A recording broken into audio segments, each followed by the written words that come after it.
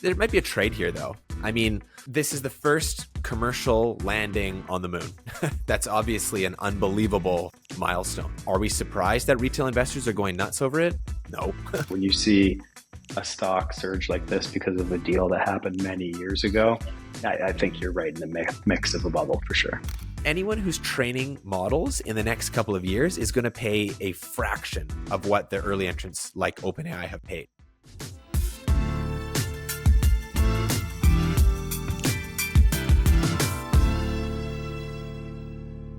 All right, welcome back, guys. It's episode 11. I don't know if you guys want to make a wish or something. If you wished for more pods, congratulations, your wish is coming true. We got Pete back today, no longer on vacation. Trend Tracker back in house. Pete, you did promise that you're going to pitch the podcast wherever you were, so I'm only hoping that you held up your end of the bargain there. As I wasn't just down there golfing and everything, okay? Where do you think these deals are done? You know, it's not on the pod. I got to get out there. I'm a mover and shaker. I was making it happen, and I was pitching. We're not talking about regular machine learning, active infrared AI. You know, our pod, some of our favorite stocks, half of Declan's portfolio, talking to people about versus AI. But it's great to be back. All right. Well, we're going to take your word for it. And hey, actually, why don't you're coming in hot because last time you were here, episode 9, we were talking about Reddit and how valuable their data would be for a large language model. And boom, guess what just happened? Earlier this week, they signed a $60 million annual agreement with an unknown, with a mystery large language model. But boom, how's that for a direct feedback to what we're talking about? I think Declan might have to have a slice of humble pie on that one, because I have been stressing the value of data, and I liked the Reddit play and I liked it for data. And we even have a little short cutout of it, of me saying that the price of this data is about to go up. So before I go on a big rant on AI, I wouldn't mind hearing a little bit of Mr. Fundamentals feedback, because I had to eat it on Meta. No, you know what? I'm going to congratulate you on this one, Pete. I think it's a clear tell of how valuable the data is, and people are trying to build better and better large language models. And for that reason, this is a clear indication that Reddit is not to be taken for granted in this term, because people are willing to pay. So I will eat that humble pie, and I got to congratulate you for the early call. Thank you. I'm sure I will have several slices of humble pie as this podcast goes on, because Declan's fundamentals usually is pretty solid. But I do want to talk a little bit about this, because it's something I don't think I've chatted on the pod. And for those that don't know, I do own a digital advertising agency, and I've been very, very close to what's happening in AI. And I could go down a huge rabbit hole to talk about all the endless possibilities. But what I really wanted to focus on is content, because Google has been combating AI poor quality content. It's affecting a lot of my clients. And I started to think of what the future of content looked like. And I started thinking tiers. So much like how YouTube monetizes content, we're on YouTube right now, we're on Spotify, we're on some other things, they're able to do kind of partner sharing revenue. I saw that in the future of written content on blogs and websites, and I felt like you're gonna have to pick a path, because these tech companies don't play nice with each other, right? Microsoft and OpenAI do not want Google and Baird and Gemini to win, right? So I felt like when you're going to be opening up, if you're a major content site, you have a lot of publishing, they are scraping that. They are using this for their large language models, right? And that is going to stop, because there's basically, I think the Times came out with one of the first lawsuits. This has been one of the biggest copyright infringements of all time. So you're going to see people get compensated. And I felt it was going to be in some type of a rev share, whether it's opening up an API or something like that. And it's likely going to be having to say no to another one, right? They're not going to let you share, right, your data. And you kind of see this with this Reddit deal. You're seeing this right away. But the number of the Reddit deal is really interesting. So I kind of saw the future of content as a lower level AI generated, right? Then you're going to see some AI, but edited by a human and who they are, and that they have authority and trust in an area, like if you two were to write about finance. And then last will be, brand new human quality content. And that's kind of how I saw it go. And there's this for a lot of reasons. I think, Declan, you kind of understand this really well, but you can't train, these models by AI generated content. But that's why there's a stop date. That's why they hallucinate. That's why they have all these problems, right? So they need new information, new content. But what I really didn't realize, and this one should have been obvious to me, and as much as I thought Reddit data was really valuable, it was the nonpartisan dialogue that I think is incredibly valuable, that you're getting two sides to the coin, and it's a forum and it's dialogue, and it's one of the richest data sets out there of how humans talk to each other, not how you might just talk to an audience. So I wanted to get that out there. I thought it's super, super interesting. I won't go on it any further. We can talk about AI a little bit more in that world another time.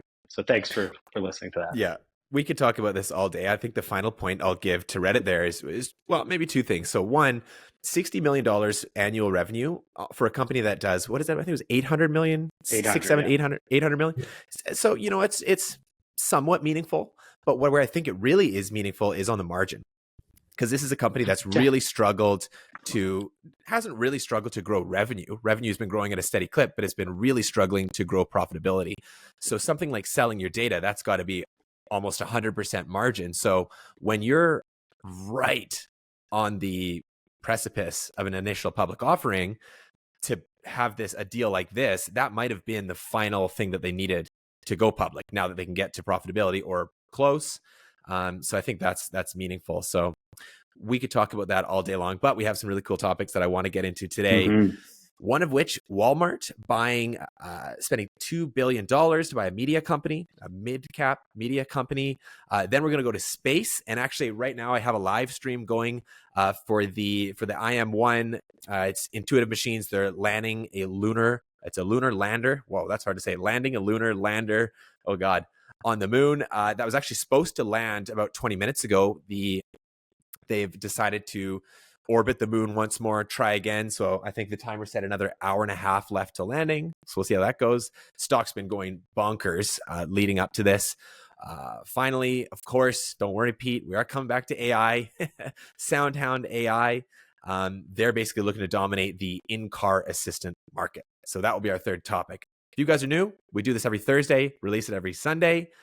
Let's go straight into it. Topic one, Walmart buying VIZIO, a mid-cap company you may or may not be familiar with.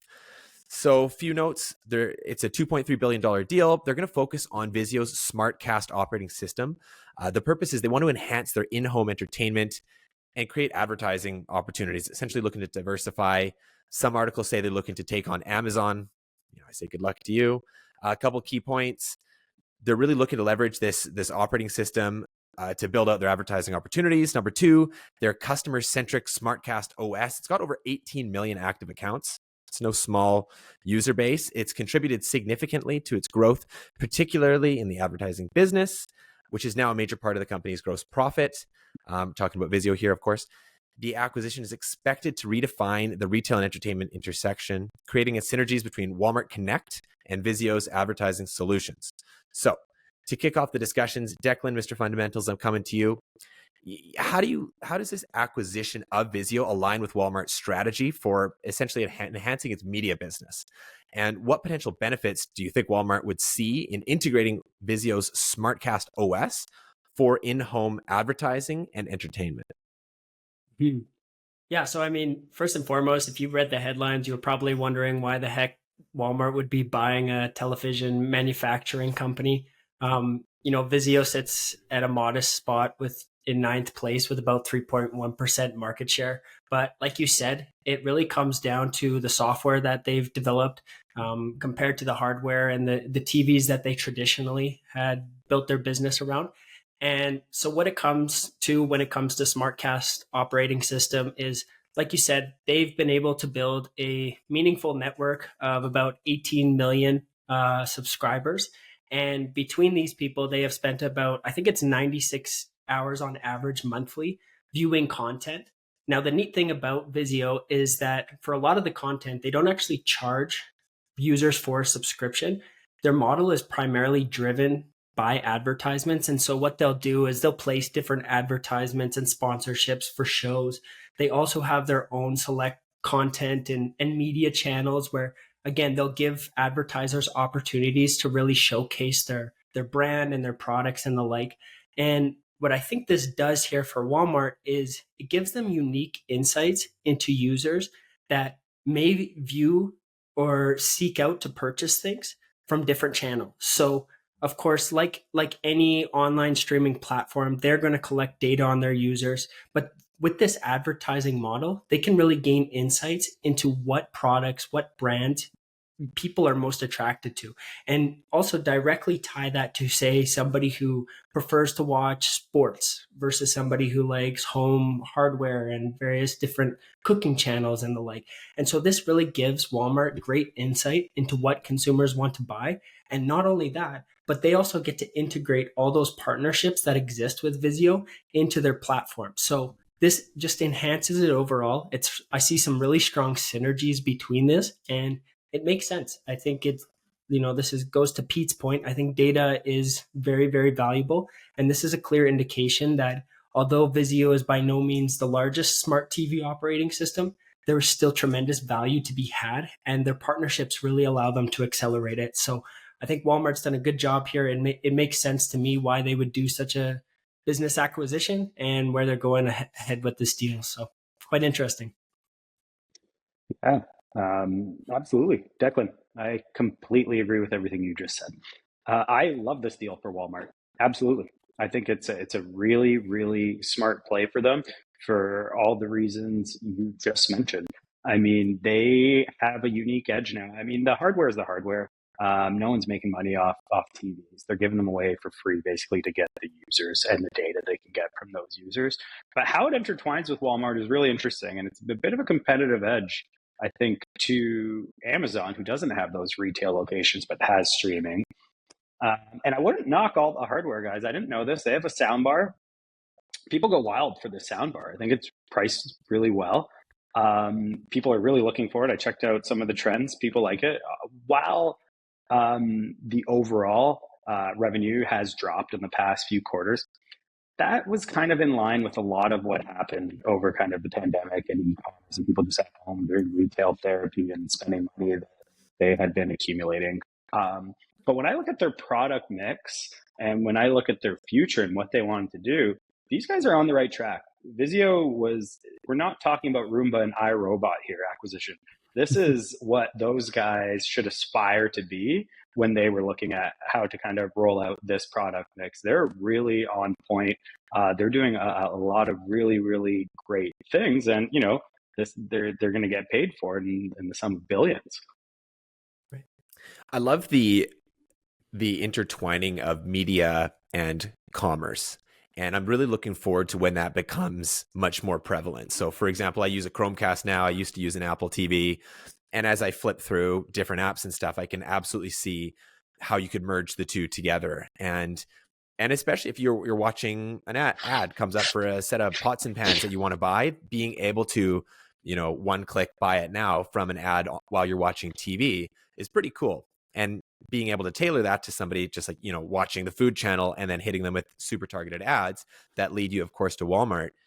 Yeah, it makes so much sense from an acquisition standpoint. What do you guys think in terms of regulatory risk? Will this, over the next 45 days, there's a break clause where if a better offer comes along for VIZIO, they can actually terminate Walmart's deal and take the new offer.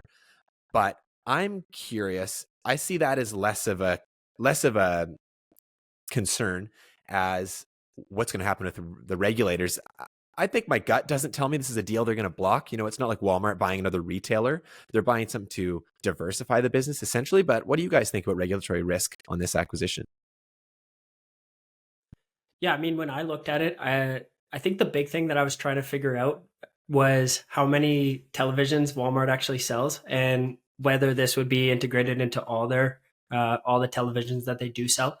I think from a positive standpoint or advantageous that this will likely go through is that VIZIO it's well positioned in the smart operating space, but there are bigger players, like you said, Google's Chromecast and, Apple Television, Samsung has one, and LG. So, and even Roku as well.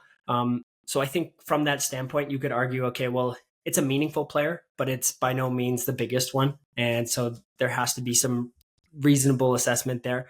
same thing. I think there's enough like retailers distributing the actual hardware and making this accessible that it's not like Walmart alone is going to dominate this market. It may be interesting from a standpoint of like, okay, well, to your point about e-commerce and media, like, well, are you allowed to let a major retailer have so much influence on you and the products you buy? So maybe from that end, I'm not too sure, but I think that's one thing that I'm definitely considering anyways when I evaluate it. But yeah, what do you think, Pete? I think it's low. I think this they might get a better number because I think overall the valuation wasn't crazy. Seeing what they're able to do, with data, and I think Walmart would be crazy not to match. And in terms of competition, they sell these on Amazon. Walmart's not the only distributor. You're allowed to have your own line of products as a retailer. Is Samsung going to be happy if they sell to them or some other manufacturers? Probably not. But that's the game you're playing with some of these big retailers. They're not your friend. Walmart, Amazon, when you're selling to these companies, they're not your friend anyways. At the end of the day, you work with them because you can move a lot of product, but they're going to squeeze you for every dollar they have, and they're going to do things like this. Certainly. Well, when we're talking about VIZIO, their advertising business, it's a big contributor to their gross profit. So with Walmart acquiring them, Pete, I'm going to ask you a question. With Walmart's plan to acquire them, how do you think they're going to capitalize on this specific aspect, specifically to, I guess, empower brands and advertisers? Like, what role will Walmart Connect play in this synergy? This is why I absolutely love this play. Walmart did $100 billion in e-commerce sales last year and grew their advertising revenue by 28%. This is not a small number. This is not a small game. They also have a completely unique advantage over Amazon and other retailers because they have the ability to track online advertising to offline conversions. They can see if an ad was served to an online user and if someone went to a retail location and bought that. Guess what they're about to do is add one more piece of data to that mix. You're going to be able to see if an ad was served to a TV viewer that actually bought something. That and the fact that it's a huge competitive advantage to have self-service advertising. That's why Google is Google and Meta is Meta, and the legacy media companies are trying to buy them all up because they still have people calling them up and saying, do you want to buy ads? Like, rather than people just doing it yourself, which is what you can do with smart TV programming. So whoever at Walmart pushed this deal through, good for you, because the CEO took all your credit in his interview, and whoever briefed him did a really good job for sure, because this is definitely not his wheelhouse. And I'm sure an internal champion there did a really good job of getting this deal through on this acquisition. And maybe Roomba should give him a call, because this is a really good thing for Walmart, and I think you're going to see it's a really good piece to their e-commerce puzzle. I believe it. And in terms of an acquisition price, like you said, Pete, doesn't seem to be too out to lunch. In 2022, they finished the year with just shy of $2 billion revenue, which was actually a little bit down year over year. That being said, it seems like they've right-sized some operational costs, so they've actually swung from a net loss to a net profit. So, I mean, they're in a fairly healthy spot. And I think, just like you guys have been saying, an acquirer like Walmart is going to have so many more strategic reasons to be able to probably pay a slightly higher amount than a competitor if they need to. I don't see there being a big risk of them losing this deal, but hey, we'll see. Crazier things have happened. No doubt. Who knew Walmart was going to be the big tech play of 2024, eh? No kidding. Not me. So whoever is, I know someone's in there over at Walmart.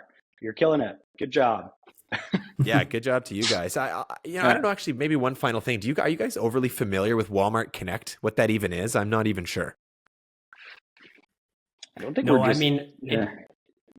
like when I looked into it, I think it's very business facing. So it's not such a B2C kind of product or service offering. So that was basically my understanding anyways, is that it would really integrate and help its own advertisers and product manufacturers and the like really benefit from the data and insights. Okay.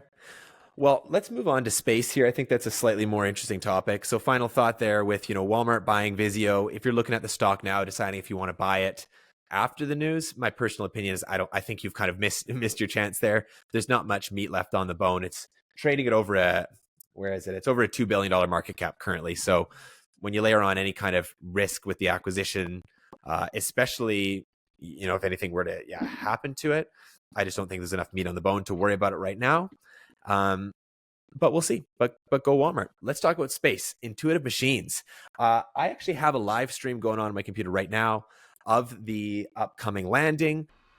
And liftoff. But if you're not familiar, Intuitive Machines, it's IM-1 Mission Nova C Lunar Lander. Oh God, why do they make these names so complicated? But basically, it successfully launched on SpaceX Falcon 9, reached its intended orbit. Systems have been checking out. It's currently orbiting the moon. Like I said, doing one more pass before attempting a landing. And the stock's been just going absolutely bonkers leading up to this. So the mission itself marks I'm just going to call them IM's first lunar landing attempt as part of NASA's Commercial Lunar Payload Services initiative, contributing to human exploration efforts on the moon. Very exciting stuff. A few key points. The IM-1 mission, launched by Intuitive Machines on SpaceX Falcon 9, it's achieved a stable altitude, solar charging, and radio communication contact with the Mission Operations Center in Houston. All systems go, essentially. They aim to softly return the United States to the moon after 52 years. It's a crucial part of NASA's Commercial Lunar Payload Services initiative. Point number 3, the lunar mission signifies IM's diverse space capabilities, of course, focusing on space exploration and providing products and services for both robotic and human exploration to destinations such as the moon and Mars. Ugh, that was a lot of words. I hate those. Peter, I'm going to come to you. Considering this lunar landing, it's part of NASA's Commercial Payload Services. How does IM's involvement in this program contribute to the broader goals of lunar exploration and NASA's Artemis program? Yeah, I think from a business standpoint, this is absolutely great for this company because, NASA had originally invested $25 billion in the Apollo program to send a total of 12 people to the moon, which is about $150 billion in today's terms. And at its peak, it was 4.4% of the federal budget. Now that's kind of fallen down to under about 0.5% of the federal budget, but it's still a $20 billion budget overall that NASA has that is now largely a subcontracting company. I think that's what we've seen. And probably for good reason. I think the space program is probably one of the best examples of why you might shift things from governments to private markets, because we have certainly found a way to do things cheaper now than they used to. So I think it's really great to see. Speaking of all those dollars that were spent, this company's not running a huge loss when it comes to space. Their last quarter was not bad, and I think they have 136 million in the pipeline. So this potentially has a pretty bright future. And pun intended, thanks for putting this on my radar.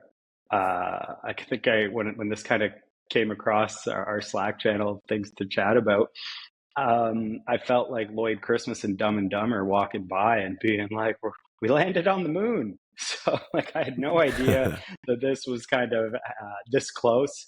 So it was really interesting to see. Like you, I put on the live stream today and I was like, oh man, this, might be able to see something like this. But overall, I think it's really great for them. I think it's something I need to research more in terms of the total commercialization of what the moon's value might be outside of NASA just kind of giving you money, because that's there for sure. So that they have that. I think when, maybe what the commercial terms look like between NASA and them would be, I think, interesting to do a little bit more investigating and what the total value is. But they're running fairly lean in terms of space companies, and their future products look pretty cool too. They have 3 other interesting things that have other contractors, whether from the Air Force and other areas where they can bring in some revenue. So, if they can kind of keep running like this, the future might be bright. Obviously, this is Thursday. They haven't landed yet. There could be some major implications on the stock should there be any issues with the actual land, for sure. Declan, something tells me that you're going to beat this one up. So before anything happens, I want to just respond to something Pete said there. So their commercial contract value with NASA is somewhere about 300 million. I think it's maybe just shy. Something interesting to note, though, of their first 3 missions with NASA, though successful, they actually lost money on each one. So NASA and the taxpayers should be grateful because their space initiatives are being essentially subsidized by private corporations. But it's interesting to see, as of now, they've shown success in many respects outside of business operations. So with that said, Declan, I'm sure you've got lots of more thoughts. Well, I mean, like, to start, I think I long held the belief that space privatization was going to be reserved for the big dogs, whether that was Elon Musk or Jeff Bezos. And it really came down to a big capital spend. I still think that is true when it comes to, overall, a lot of it is going to be these high cost projects that pan out. But that being said, space exploration and space development and even the space economy has come a really long way in a very short period of time. With SpaceX success, just building the Falcon 9 rocket and all of the satellites that have been injected into the, our stratosphere over the past little while, it really speaks to how much investment has gone towards it and how people do believe that this is a fundamentally important part of developing our civilization on Earth and being able to really go beyond what was the possibility for a very long time. So I think there's a lot of tremendous benefit that comes through space exploration and being able to do these awesome projects. I mean, who would have thought that, 10 years ago, a $300 million company was going to be able to bring our first lunar lander back to the moon and be able to kind of set that new foundation for both the moon exploration, but really developing that space economy. So I think the inner, space exploration enthusiast in me kind of surpasses perhaps the fundament or grounded fundamentals in that regard. But I think in terms of intuitive machine, if all goes well here, and we'll find out shortly if their lunar lander does land or finally surface on the moon, I think this is just the beginning of a very fruitful journey with NASA and potentially other candidates that really pursue this next phase. So I'm excited overall. It's tough to hate on a company when they're doing something awesome like this, and I can't wait to find out what data and information they find that we've been just piquing our interest for the past 50 years or whatever. Well, that was an unexpected answer. Yeah, I'm not the only one that just got excited about going to the moon because, I mean, memes aside, if the stock goes well, usually I would say this was not an industry I loved because there's really historically nothing been more capital intensive for us to do. And it's incredibly hard to figure out. So initially it would be something I would have kind of scoffed at from an investment standpoint. I still think it's super risky, but at the end of the day, it's an interesting play. It's interesting. And yeah, Declan, I'm still kind of surprised by your words there. And you're right. When a company's doing something truly incredible and advancing society, it is hard to beat them up. I just wonder, what's the business point? What's the business look like here when they clearly have good standing with NASA? On their latest contract for $118 million, they've hit 90% of the milestones to unlock payment, essentially. So it's a company that seems to be able to execute. Well, we're really going to see in about an hour and a half. But it seems to be a company that can execute. It's a company that has, clear technological advantage in certain areas to win the respect and the trust of NASA. But it's how long can you run a business where your cost of delivering revenue is higher than the revenue itself? And this is a company it's not super cashed up. It's not a company with enormous runway to just keep trying and trying and trying. They're kind of at a point where, they're running low on fuel. There you go. How's that for a space pun? It's a company that you want to love, though. So, it's tough. I'd say from an investment standpoint, I struggle with this. There's companies we've looked at, Rocket Lab being an example. Private company, Phantom Aerospace. Pete, you're an investor in that too. There's companies I just like more currently, but this is a company I want to love. So I will be watching very closely on this moon landing. But here's the other thing, if you do a little bit of analysis on the stock, people are estimating 80% plus of the trading activity is retail investors. And if you spend 10 minutes on any forum, take your pick, look at the comments, and right away, it's just going to make you scared of what could happen and who is powering this rally. Take your gains. And right now, take your gains. You've got an hour and 15 minutes to take your gains. Actually, the market's closed, so let's see what happens. Tomorrow's your day. Yeah. No, and to that point, like, I think it's what's the question now is going to be what's next, because this is kind of their big moment. They're getting all this coverage, they're getting all this attention, and there's a lot of focus on the business itself. But that, to your point, Kev, like, it's going to be interesting if they have to almost continue to one up each other with every new project that they commence with NASA. Now, I'm sure there's going to be recurring projects or ways that they can kind of stabilize revenues over its lifetime. But the thing is, like, they're always going to bring that, or need to bring that next level of innovation for people to stay interested from that regard. And, ultimately, like, if they struggle to be profitable in the long run, then from an investment standpoint, it's really like more of a speculative play than something that you're looking to invest in and know that you're going to have consistent returns, that other competitors and players aren't going to come into the market and separate themselves that way. So I think it's one of those things that you just have to, like, as exciting as these things can be, you have to take a rational approach when you're analyzing a business and say, like, well, what are the risks that are going to affect this business over the long run? Or on top of that, if you don't know any of the risks or you can't pinpoint anything, that in itself should kind of be a warning sign that maybe you need to understand this market better, potentially the business. And the thing is, the space industry is so young and so new that a lot of the risks that kind of manifest in other markets have yet to be really determined. So you're kind of left guessing and hoping that all goes well and they continue doing well.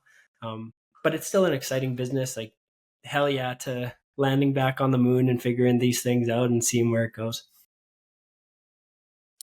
Well, Declan, maybe I'm just going to keep it with you for a second. So, as IM provides updates on this mission, what milestones or data points should investors pay attention to if they want to assess, essentially the success, or I guess the impact of this lunar landing attempt? Yeah, well, I think the big thing here is that a lot of the risk is upfront, and we've kind of gotten over most of the major hurdles. The last one here is really landing on the moon.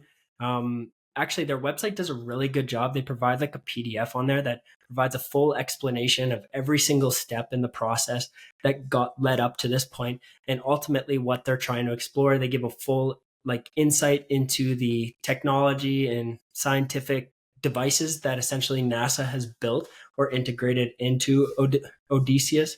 I think I'm botching that name, but they essentially have it all there. So it gives you really good insights into what they're actually looking for, what they're trying to understand. And I think the big thing here is, now as you follow this and you continue to get updates, well, it's like you want to realize how it closely ties to the Artemis program itself, and are there goals and ambitions of, creating lunar bases and being able to create an actual sustainable process for going to the moon over and over again come to fruition. So I think that's the thing here, is paying attention and just keeping track with the Artemis milestones, because ultimately, like, for intuitive machines, the hard part is done.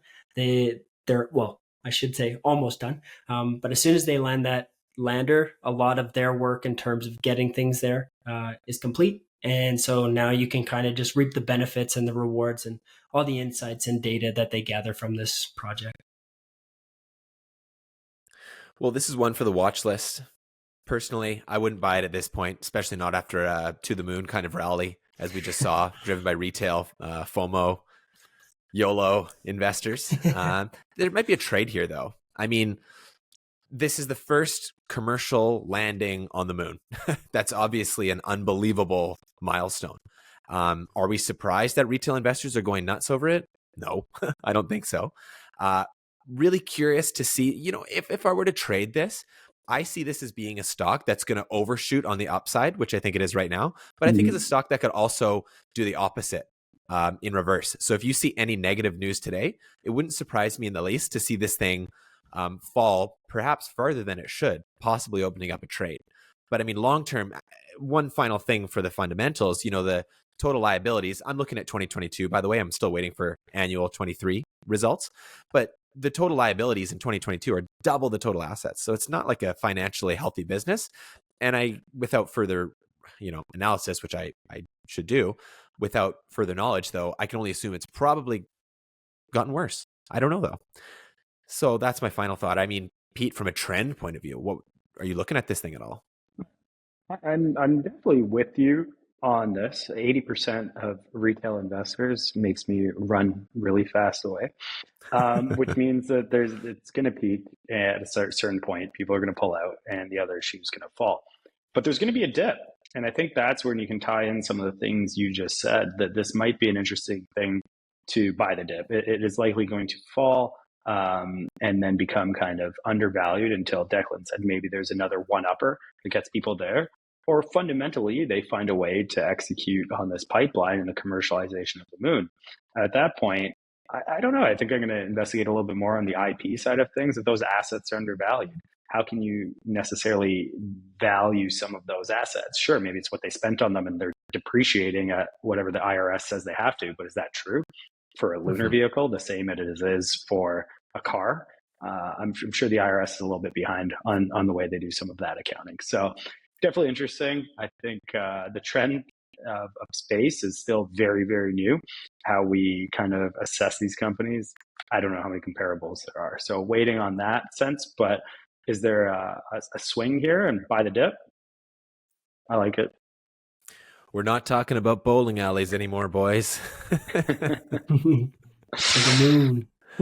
Well, hey, I know Pete's just itching to talk about AI, so why don't I humor you a little bit? Let's talk about our third topic today, SoundHound AI.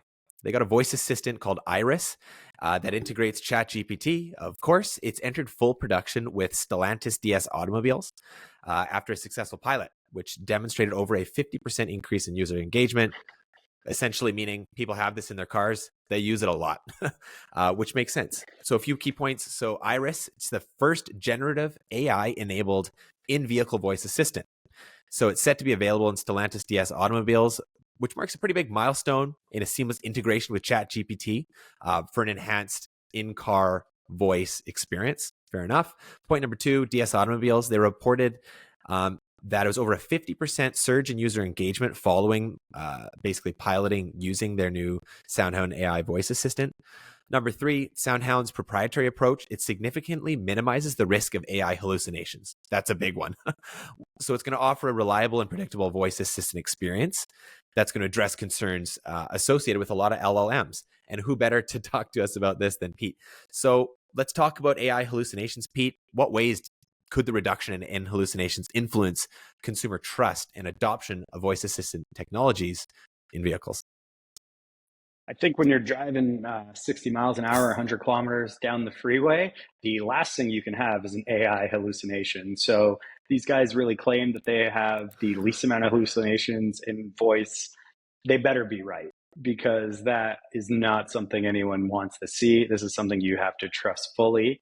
And I don't necessarily know how they can really say that so confidently. That's just something that's a little bit beyond their control that they would have to kind of change retroactively. So I think it's vital for their success that this does not have the hallucinations. And if people don't kind of know what that term is that's listening, that is kind of what it sounds like. And machine learning and AI has a tendency to make things up when it doesn't know the answer, unless you outrightly tell it not to. Similarly, sometimes to humans, if you say, oh, give me a comment on what you think about this, they'll tell you with the best expertise they have, even if it's completely wrong, unless you prompt them the right way to say, do not lie. So that would kind of have to be the same thing. So I think it's really vital. I just don't know how they plan to execute it. I did look at, their tech that they say is very proprietary to them, and that's something that they've been working on since they were college students. They had this vision. The CEO is incredibly well spoken. Their plans to go after a $160 billion addressable market. I think 3.7 million they just got from NVIDIA would power ChatGPT and OpenAI for about 4 or 5 days. So it's not really substantial. how they get market share versus some of the other players is really beyond me, other than the fact if the experience is that good and it is that specialized for vehicles. Mm-hmm. Yeah, well, actually on that note, Pete, so I was doing a little digging, and interesting enough, NVIDIA didn't actually invest in them recently, but they invested in them in what is like believed to be around 2017. And So it's just what actually disclosed now. happened here, Okay. yeah, is because so they took I think it's $100 million position in ARM. And because Okay. they have over 100 million in public equities, they now have to disclose it in a 13F filing. And so it came to light that their position actually was probably a bit bigger in SoundHound, but because of the stock depreciation, it's ended up looking like a $3 million investment, right? But the irony of it all, and I think this just like ties in, I think, SoundHound, they have some interesting tech, and we'll probably like dive into it deeper. But I think what this reflects more than anything is just the speculative nature of AI right now. Obviously, anything associated with NVIDIA right now is just going to benefit tremendously from the exposure and that knowledge base. And that's kind of what happened here is, the stock shot up 80% after it came to light that NVIDIA had supposedly invested in them. But if it's true that this investment was a lot long ago, then this really has no direct benefit to the company whatsoever. But again, right now we're in a point in time where between NVIDIA and Supermicro Computer, there is just so much fervor and belief that AI is going to transform everything. And it is true. Like there's a lot of value, but you just have to like stay really grounded in this assessment because like, does NVIDIA deserve to be a $2 trillion company? Tough to tell. Like they're going to need to continue to pump out chips and allow their customers to buy these chips. Not only that, but Microsoft just came out that they're trying to develop their own GPUs essentially.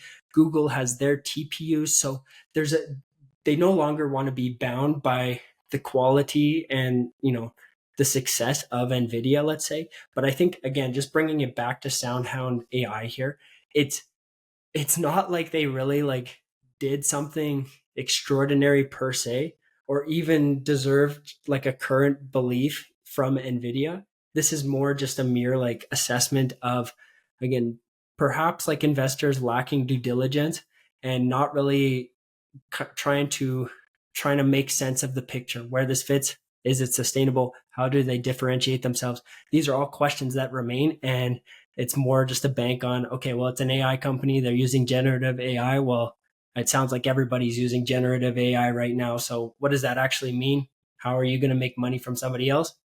Well, you're going to have to prove it, and hopefully you're right, because if not, and you overpaid for a company, like that stock's probably going to come crashing down when it takes a wrong turn. So anyways, I wanted to bring up that point because I had come across like the fact that NVIDIA's investment was supposedly not that recent. So I think it's important that investors are aware that it's not like NVIDIA just built a position and was like, hell yeah, SoundHound AI. They've kind of had a stake for a while now.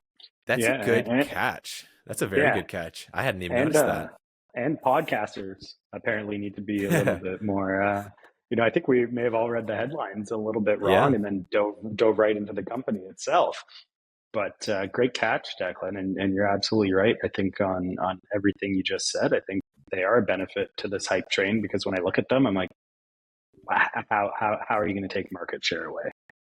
People that are, especially if you're relying on a machine learning model to kind of educate, generative AI, other people might be doing a better job. Everyone but Apple is doing a better job, and they missed the boat on voice, and they should have been ahead of everyone. And it was really, I don't know if you guys are aware, it was by choice. It was by choice that the Siri you essentially take out of the box today has just really not changed much from when it was launched, and I think the iPhone 4, due to their kind of internal ethics and privacy, that every time you talk to Siri, it's like the first time you ever talk to Siri. It doesn't remember anything you say. It doesn't try to get better. How I talk to Siri is the same way Declan does, the same way that Kev does. In this case, in SoundHound, very quickly, that would not be the case. It would very much learn how you talk again, with voice, I've been waiting for it for almost 10 years, it feels like, for it to really take off. I have voice in my car. What do? I ask it to call someone once in a while, and then I'll use it when my screen won't let me type in a direction. So I'm glad you brought up Apple, because that's the big question. When you're seeing all these massive large language model moves, where's Apple been in all of this? Like you said, with Siri, they were so ahead of the game. And now Siri's, like, I shouldn't call it a useless product, but compared to what's out there, it feels pretty useless. It's slow, doesn't understand you, doesn't have any context, to the point where I don't even use it anymore. And I used to use it religiously. So does that mean Apple is not going to come hot into the AI space? Absolutely not. I'm sure they're just working up an absolute heater. What gets me excited, and what I think could be relevant for SoundHound, is Apple's ability, as you know, is to put things on board the hardware, because they do the hardware and the software. So they'll be able to have essentially an AI assistant that lives inside of the hardware, rather than relying on connecting to the internet and having that latency, albeit small. For the more computational heavy tasks, that latency could be big enough that, the difference between a search result over 1 or 2 milliseconds is enough to switch your habits between, I don't know, Bing or Google or whatever.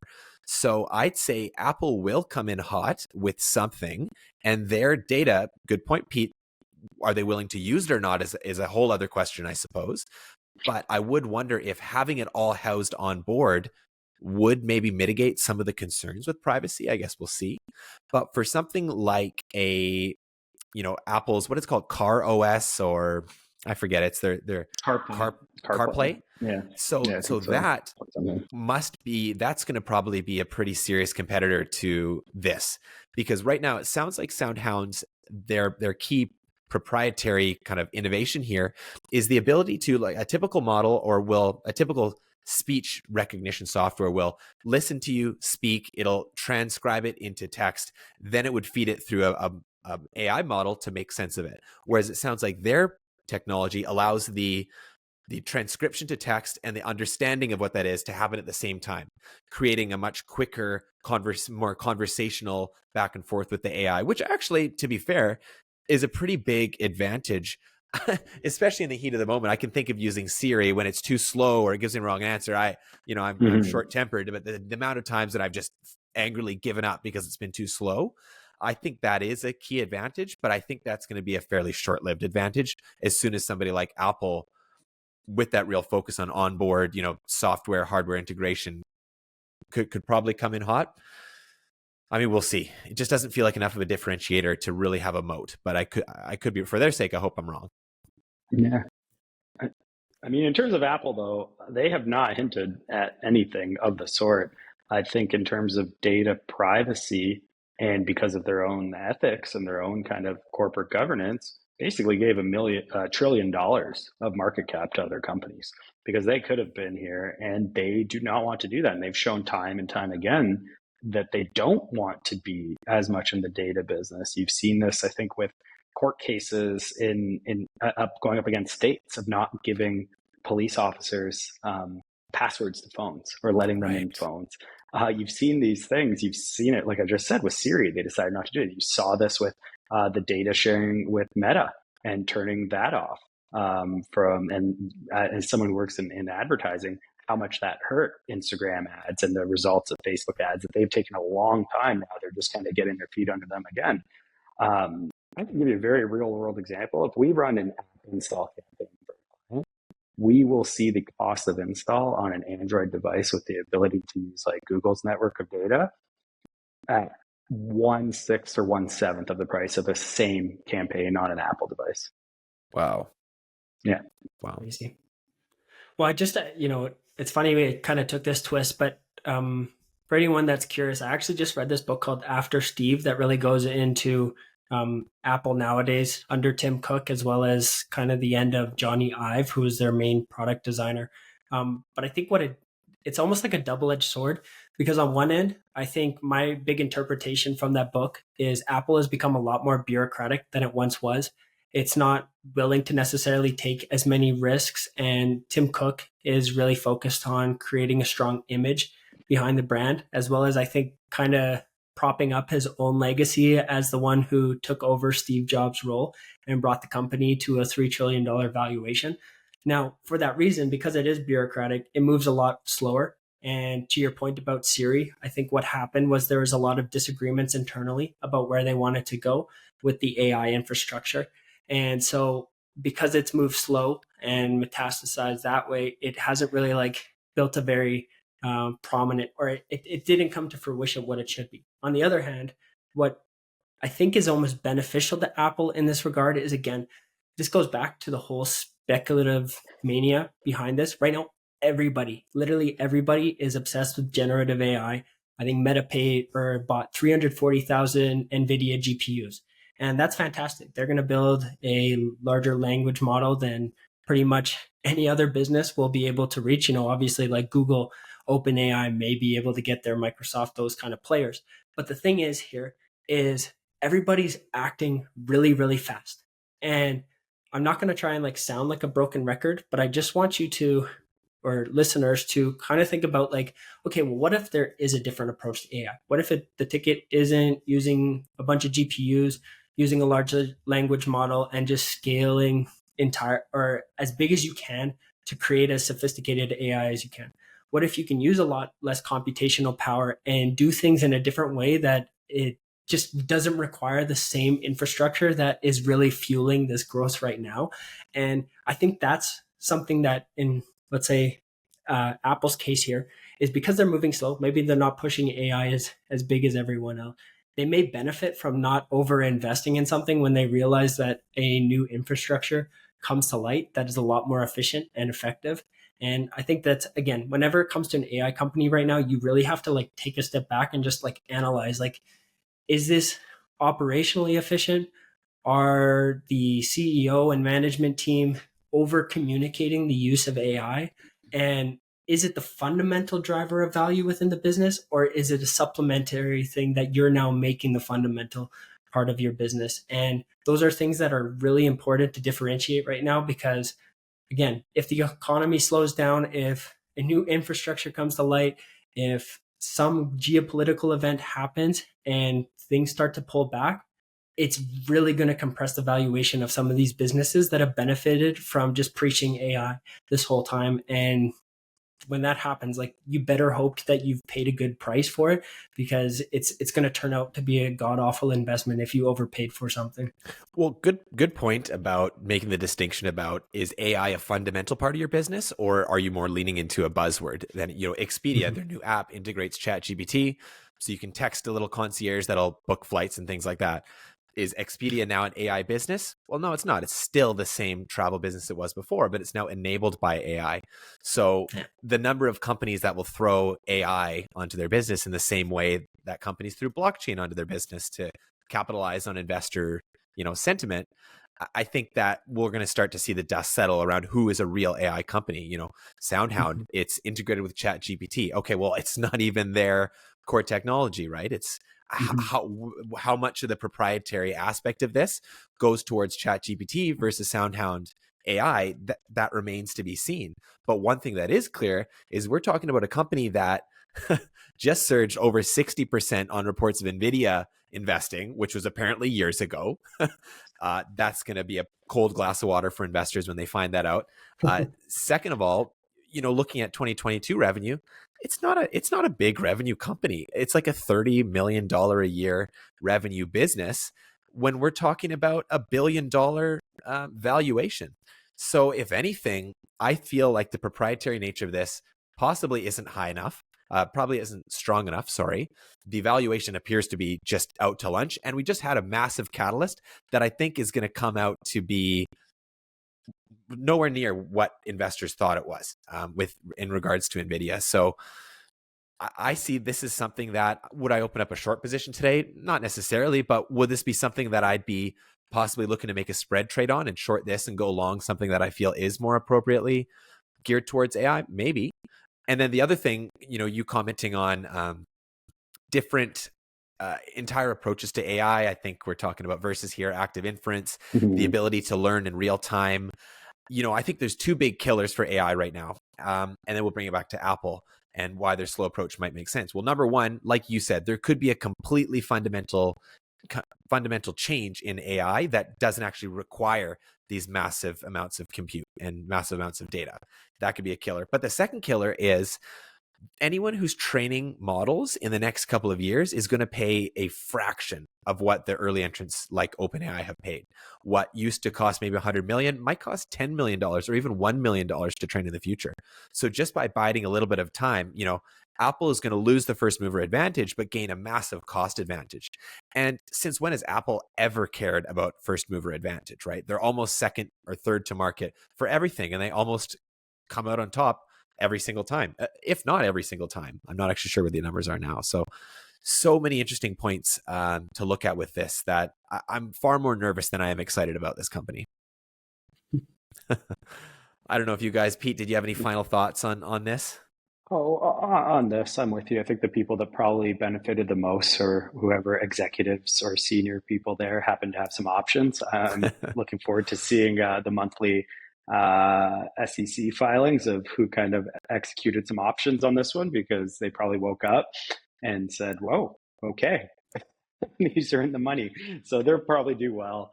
And Declan's right overall. I think we're entering bubble territory for sure. And that's not because AI isn't a game changer.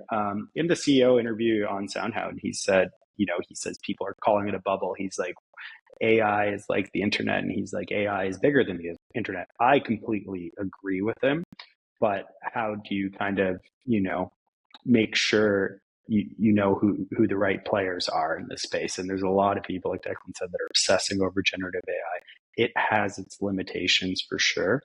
I think it's a complete game changer. I think we're only scratching the surface. I think it's going to evolve way faster than people think and ready for. But at the same time, there's, a bunch of fakes in the mix too that you kind of have to keep an eye out, because there is some bubble territory here happening for sure. When you see a stock surge like this because of a deal that happened many years ago, I think you're right in the mix of a bubble for sure. Mm-hmm.